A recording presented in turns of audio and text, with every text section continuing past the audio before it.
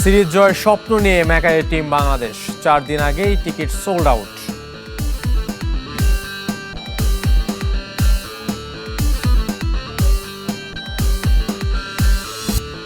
মোহামেডানের নতুন coach Spanish Santiago Varela, মারামারির ঘটনায় 15 ম্যাচ নিষিদ্ধ আলামিন।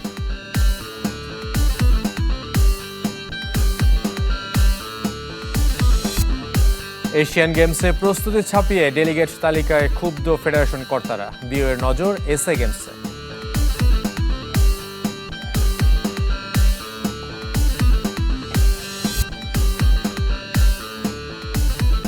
সবাইকে আমন্ত্রণ pro sensitive white plus toothpaste sports 24। আপনাদের সাথে আছি আমি শাফাত মিদর। শিরোনাম শুনছিলেন, এবার বিস্তারিত। শুরুতে ক্রিকেটের খবর। অস্ট্রেলিয়া বাংলাদেশ সিরিজ দ্বিতীয় টেস্ট খেলতে ম্যাকাইয়ে পৌঁছেছে বাংলাদেশ দল। অস্ট্রেলিয়ার এক ভেন্যু থেকে আরেক ভেন্যুতে যেতে 14 ঘন্টার ভ্রমণে ক্লান্ত ক্রিকেটাররা। তবে প্রবাসী বাংলাদেশিদের উষ্ণ অভ্যর্থনা পেয়েছে নাজমুল শান্তর দল। এইভাবেই ম্যাকাইতে বাংলাদেশ দলকে স্বাগত জানায় প্রবাসী বাংলাদেশিরা। ডারউইন থেকে ম্যাকাই পৌঁছতে টাইগারদের লেগেছে 14 ঘন্টা। ভ্রমণ ক্লান্তি ছিল সবার চোখে মুখে, তারপরও হাসি মুখে সমর্থকদের ছবি তোলার আবদার মেটালেন তাসকিন শরীফুল, লিটন, শান্তরা। অনেকে আবার ফুল দিয়ে শুভেচ্ছা জানিয়েছেন টাইগারদের। ডারউইন থেকে ভোরে রওনা হয় টিম বাংলাদেশ। ম্যাকাইতে গিয়ে পৌঁছায় রাতে। 6 ঘন্টার যাত্রা হলেও লেগেছে দ্বিগুণের বেশি সময়। মূলত ফ্লাইট বিলম্বের কারণে এই ভোগান্তি। ম্যাকের গ্রেট ব্যারিয়ার রিফ অ্যারেনায় 22 আগস্ট দ্বিতীয় ও শেষ টেস্ট খেলতে নামবে দুদল, যে ভেন্যুতে প্রথমবারের মতো অনুষ্ঠিত হচ্ছে টেস্ট ক্রিকেট। ডারউইনে ইতিহাস গড়ে আত্মবিশ্বাস আর প্রত্যাশা বেড়েছে সফরকারীদের। অস্ট্রেলিয়া ও বাংলাদেশকে নিয়ে 10 বার ভাবতে বাধ্য হচ্ছে। প্রবাসীদের ব্যাপক সাড়ার পেছনেও অসাধারণ পারফরমেন্সের প্রভাব।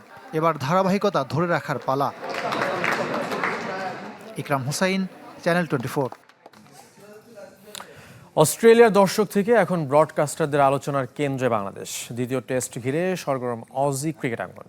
ম্যাকাইয়ের প্রথম দিনের সব টিকিট এরই মধ্যে বিক্রি শেষ। বাংলাদেশে ঘিরে অজিদের বাড়তি আগ্রহের কথা স্বীকার করে নিলেন ক্রিকেট অস্ট্রেলিয়া। এরই মধ্যে দ্বিতীয় টেস্টের জন্য 13 সদস্যের স্কোয়াড দিয়েছে অজিরা। জ্যাক ওয়েদারাল্ডের পরিবর্তে জায়গা হয়েছে বাঁহাতি ম্যাট রেনশর।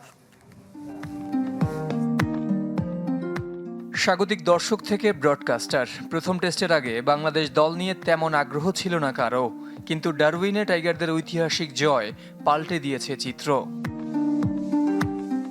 সিরিজ নির্ধারণী দ্বিতীয় টেস্ট নিয়ে এখন সরগরম অস্ট্রেলিয়ান ক্রিকেট। হোয়াইট ওয়াশ এড়াতে সিরিয়াস ওজি টিম ম্যানেজমেন্ট। শান্ত, মিরাজ, হাসান মাহমুদদের নিয়ে সাবেকদের পাশাপাশি স্থানীয়দের আগ্রহ এখন আকাশচুম্বী। এতটাই যে এরই মধ্যে বিক্রি হয়ে গেছে ম্যাকাই টেস্টের প্রথম দিনের সব টিকিট। অস্ট্রেলিয়া বাংলাদেশ ম্যাচ দিয়ে ক্যাঙ্গারুদের দ্বাদশ আন্তর্জাতিক স্টেডিয়াম হিসেবে যাত্রা শুরু করবে গ্রেট ব্যারিয়ার রিফ অ্যারেনা, যার ধারণ ক্ষমতা 10,000। মঙ্গলবার ক্রিকেট অস্ট্রেলিয়া তাদের ফেসবুক পেজে পোস্ট দিয়ে জানিয়েছে প্রথম দিনের টিকিট সোল্ড আউট। প্রথম বল মাঠে গড়ানোর আগেই প্রথম দিনের সব টিকিট বিক্রি শেষ।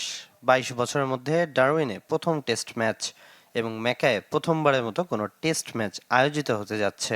আর এই সিরিজকে ঘিরে দু অঞ্চলের পাশাপাশি সমগ্র অস্ট্রেলিয়া এবং বিদেশের দর্শকদের মধ্যেও যে উৎসাহ ও সমর্থন দেখা যাচ্ছে তা সত্যিই অসাধারণ। অস্ট্রেলিয়ায় ভারতীয় ম্যাগাজিন দ্য ইন্ডিয়ান সান জানিয়েছে সাধারণ আসনের পাশাপাশি প্রথম দিনের কর্পোরেট হসপিটালিটি প্যাকেজগুলো বিক্রি শেষ। ফুরিয়ে যাওয়ার অপেক্ষায় দ্বিতীয় দিনের সব টিকিটও। ডারউইনের 9 উইকেটের জয়ে যখন ফুরফুরে টিম বাংলাদেশ, তখন সিরিজ আর মান বাঁচাতে মরিয়া অস্ট্রেলিয়া ব্যস্ত দ্বিতীয় টেস্টের কৌশল সাজাতে। যে পরিকল্পনায় কপাল পুড়েছে জ্যাক ওয়েদারাল্ডের। 2 ইনিংসে 23 রান করা ওপেনারের পরিবর্তে স্কোয়াডে ফেরানো হয়েছে আরেক বাঁহাতি ম্যাট রেনশোকে। অজিদের হয়ে প্রায় 3.5 বছর পর টেস্ট দলে ফিরলেন রেনশো। সবশেষ খেলেছিলেন 2023 সালের ফেব্রুয়ারিতে। যদিও শেষ পর্যন্ত তিনি একাদশের সুযোগ পাবেন কিনা তা এখনও নিশ্চিত নয়। ঠিক যেমনটা অনিশ্চয়তায় অফ ফর্মে থাকা আরেক ব্যাটার মার্নাস লাবুশেনের ভাগ্য। গুঞ্জন, তার পরিবর্তে সুযোগ পেতে পারেন জশ ইংলিশ। পেসার স্কট বোলেন্ডো 13 সদস্যের স্কোয়াডে। 22 আগস্ট থেকে শুরু হবে Australia Bangladesh Mackay test. Zahir সাগর, চ্যানেল 24। ডারউইন টেস্ট যে কোনো অঘটন নয় তা প্রমাণের মঞ্চ ম্যাকাই টেস্ট। এখানেও টাইগারদের দাপুটে পারফরমেন্স দেখতে চান ফারুক আহমেদ। এরপর দ্বিপাক্ষিক সিরিজ খেলতে অস্ট্রেলিয়ায় গেলে সিডনি, মেলবোর্নে খেলা উচিত বলে মনে করেন বাংলাদেশের সাবেক এই অধিনায়ক। যোগ্য দল হিসেবে জিতেছে বাংলাদেশ। অস্ট্রেলিয়ার মিডিয়া কিংবা সাবেকরা যতই অঘটনের ঢেকুর তুলুক, টাইগারদের সামনে পাত্তাই পায়নি অজিরা। ডারউইন টেস্ট যে কোনো ফ্লুক ছিল না তা প্রমাণের মঞ্চ ম্যাকাই। নতুন শহর, উইকেটও ব্যতিক্রম, তবে পারফরমেন্সের ধারাবাহিকতা ধরে রাখতে পারলে ইতিবাচক ফলের স্বপ্ন দেখছেন বাংলাদেশের সাবেক অধিনায়ক ফারুক আহমেদ। তখন একটা ম্যাচ জিতেছেন আপনি, আর একটা ভালো টেস্ট খেলেছেন, তখন আপনার কিন্তু মনে হবে যে you are in a right track. যদি একটা বিচ্ছিন্ন জয়, তারপর আবার যদি you go back to your old form, তাহলে কিন্তু আসলে জিনিসটা ওরা তখন বলবে যে it was kind of a fluke. So আমি চাই নেক্সট টেস্ট ম্যাচে আমরা ভালো ক্রিকেট খেলবো। 23 বছর পর বাংলাদেশকে আমন্ত্রণ জানিয়েছে অস্ট্রেলিয়া। পরবর্তী সফরের জন্য এত দীর্ঘ সময় অপেক্ষা করতে হবে না বিশ্বাস করেন ফারুক আহমেদ। তবে এরপর আর ডারউইন কিংবা ম্যাকাই নয়, অস্ট্রেলিয়ার সেরা ভেন্যুতে খেলার জোর দাবি জানালেন বিসিবির সাবেক সভাপতি। আমি মনে করি যে নেক্সট যে আমরা যখন অস্ট্রেলিয়া ট্যুর পাবো, আমার মনে হয় মেলবোর্ন, সিডনি, গ্যাবা, এগুলোতে আসলে আমাদের বেশি ম্যাচ খেলা দরকার।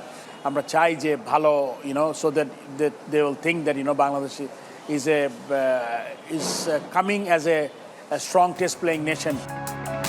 ম্যাকাই টেস্ট জিততে পারলে টেস্ট চ্যাম্পিয়নশিপ ফাইনাল খেলার সুযোগ আরও বাড়বে বলে মনে করেন ফারুক আহমেদ। আশরিক রুদ্র, চ্যানেল 24, ঢাকা। ওয়ানডে ও 4 দিনের ম্যাচ খেলতে দক্ষিণ আফ্রিকা গেল বাংলাদেশ এই দল। সন্ধ্যা 7টায় একটি ফ্লাইটে রওনা হয়েছে জাতীয় দলের পাইপলাইনে থাকা ক্রিকেটাররা, যেখানে 3টি ওয়ানডে ও 2টি 4 দিনের ম্যাচ খেলবে এই দল। ওয়ানডে দলের নেতৃত্বে মোহাম্মদ মিথুন। ঢাকা ছাড়ার আগে বিসিবিতে নিজেদের লক্ষ্যের কথা জানিয়েছেন দলের অন্যতম সদস্য নাঈম শেখ। প্রোটিয়াদের বিপক্ষে সিরিজ জিততে চায় বাংলাদেশ। পরবর্তী ওয়ানডে বিশ্বকাপ দক্ষিণ আফ্রিকা হওয়ায় সিরিজটি আলাদা গুরুত্ব রয়েছে বলে মনে করেন নাঈম। প্রথম 4 দিনের ম্যাচ শুরু 23 আগস্ট।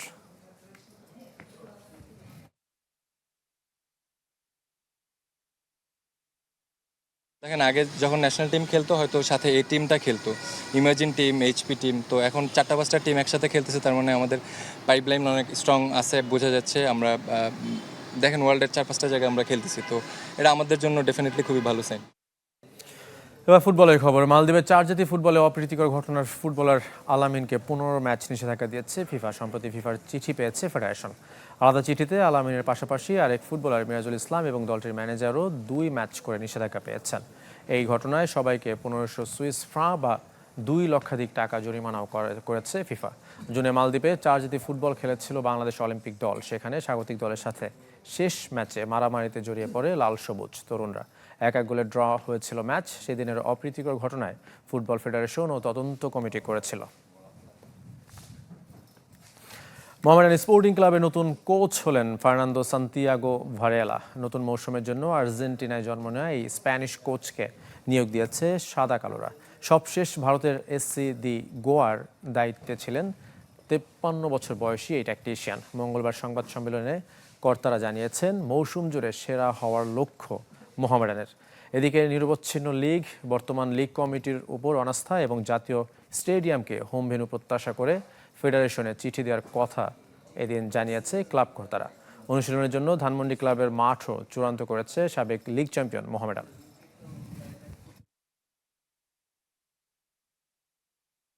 আমাদের কোচের নাম হচ্ছে ফার্নান্দো আন্দ্রেস সান্তিয়াগো ভারেলা। তার জন্ম আর্জেন্টিনায়, তার রেসিডেন্স হচ্ছে স্পেনে। তার বয়স 53 বছর, প্রো লাইসেন্সধারী কোচ। 2026-27 মৌসুমে মোহামেডান স্পোর্টিং ক্লাব লিমিটেডে ফুটবল দলের হেড কোচ হিসাবে তাকে নিয়োগ দেওয়া হয়েছে। এই বছর আমরা একটা ভালো দল গঠন করেছি এবং প্রত্যেকটা খেলোয়াড় এক একটা খেলোয়াড় এক এক জায়গার থেকে এসছে, যার জন্য আমরা খুব তাড়াতাড়ি আমরা প্র্যাকটিস শুরু করব। আমরা প্র্যাকটিস মাঠও কনফার্ম করে ফেলেছি। কমনওয়েলথ গেমসের অনুশীলন এসএ গেমস পর্যন্ত চালাতে চায় বাংলাদেশ অলিম্পিক অ্যাসোসিয়েশন। 20 আগস্ট থেকে শুরু হতে চলা এশিয়ান গেমসের ট্রেনিং ক্যাম্প নিয়ে মঙ্গলবার 22 ফেডারেশনের সাথে আলোচনায় বসেছিল বিওএ। তবে জটিলতা তৈরি হয়েছে নতুন অ্যাডহক কমিটির সদস্যরা এশিয়ান গেমসের ডেলিগেট থেকে বাদ পড়ায়। যেখানে শ্রীলঙ্কা পাকিস্তান নিয়মিত পদক পাচ্ছে কমনওয়েলথ গেমসে, সেখানে বাংলাদেশের সাফল্যের গ্রাফ নিম্নমুখী। এবারও প্রাপ্তির খাতা শূন্য। আরও কঠিন মঞ্চ হয়ে অপেক্ষায় সেপ্টেম্বরের এশিয়ান গেমস। মহাদেশীয় শ্রেষ্ঠত্বের এই আসন নিয়ে তাই আশাবাদী হওয়ার সুযোগ নেই। তবুও 256 জনের বহর যাচ্ছে জাপানের আইচি নাগোয়ায়, যেখানে 22 ডিসিপ্লিনে অংশ নেবেন দেশের 187 জন অ্যাথলেট। আসর শুরুর মাত্র 1 মাস আগে 20 আগস্ট শুরু হচ্ছে ট্রেনিং ক্যাম্প। তা নিয়ে মূলত ফেডারেশনগুলোর সাথে আলোচনায় বসেছিল অলিম্পিক অ্যাসোসিয়েশন। তবে ট্রেনিং ছাপিয়ে আলোচনায় ডেলিগেট জটিলতা।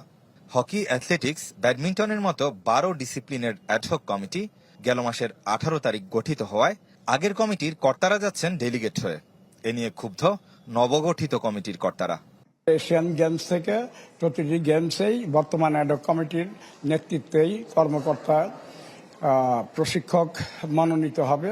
সেই জিনিসটি কেন বাস্তবায়ন হচ্ছে না, এই ব্যাপারে ফেডারেশনের সাধারণ সম্পাদকরা আমরা খোলামেলা এখানে আলোচনা করেছি। বারবার মাননীয় ক্রীড়া প্রতিমন্ত্রী মহোদয় বলার পরেও কিন্তু বাংলাদেশ অলিম্পিক অ্যাসোসিয়েশন, আমরা যতটুকু ফেস করছি হকি ফেডারেশনের পক্ষ থেকে, তারা সহযোগিতা করছে না। আমরা এটাই বারবার তাদের তুলে ধরেছি। তবে সমাধানের পথটা জটিল বলছে বিওএ। এই ফেডারেশনটার এই চাওয়াটা যদি আর একটা মাস আগে হতো তাহলে এই জটিলতার কোনো সুযোগ ছিল না। তো যে ফেডারেশনগুলো আমাদেরকে চিঠি দিয়েছে, আমরা সাথে সাথে এই চিঠিগুলো ওসিএ কে পাঠিয়ে দিয়েছি, আইওসি কে পাঠিয়ে দিয়েছি, কিন্তু তারা সেটা অ্যাকসেপ্ট করতে চাচ্ছে না।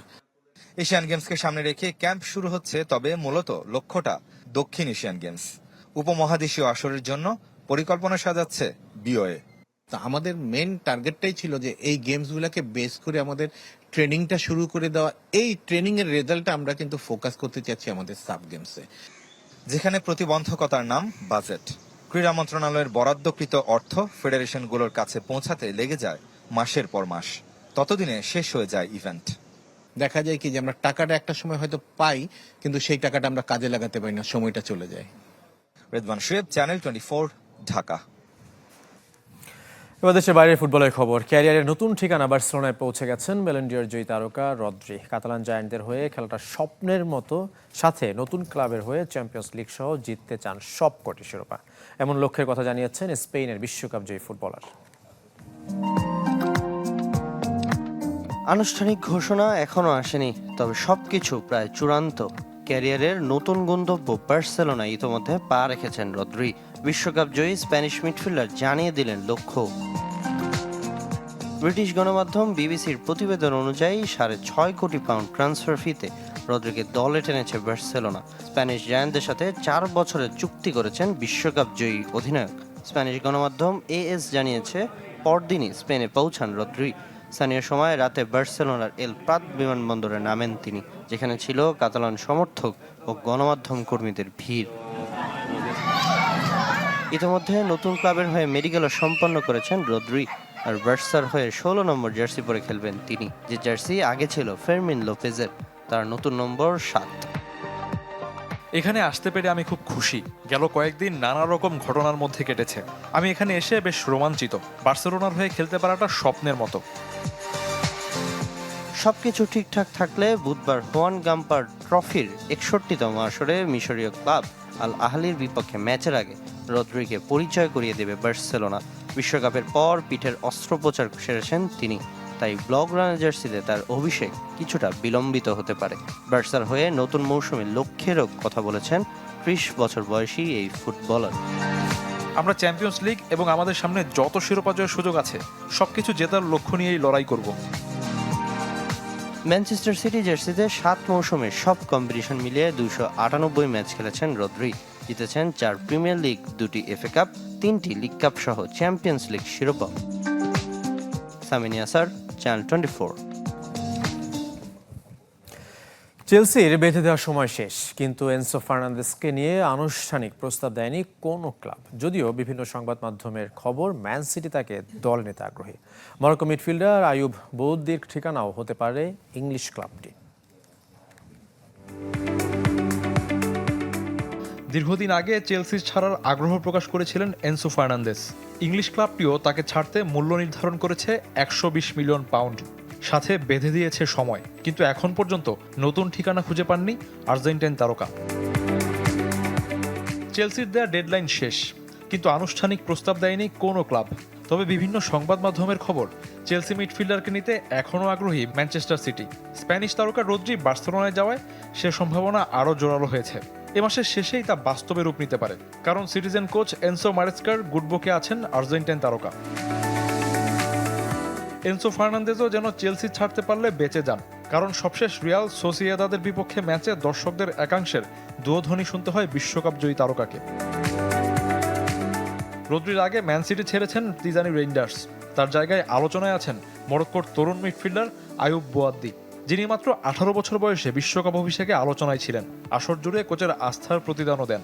তারপর থেকেই তাকে দলে টানতে আগ্রহী ইউরোপের শীর্ষস্থানীয় একাধিক ক্লাব। প্রতিভাবান ফুটবলারকে ছাড়তে চড়া মূল্য নির্ধারণ করেছে লিল। বোয়াদ্দিকে নিতে গুনতে হবে 85 মিলিয়ন পাউন্ড। এর জন্য লিলের সঙ্গে আলোচনাও সেরেছে Man City. Shafiuddin Shaon, channel 24।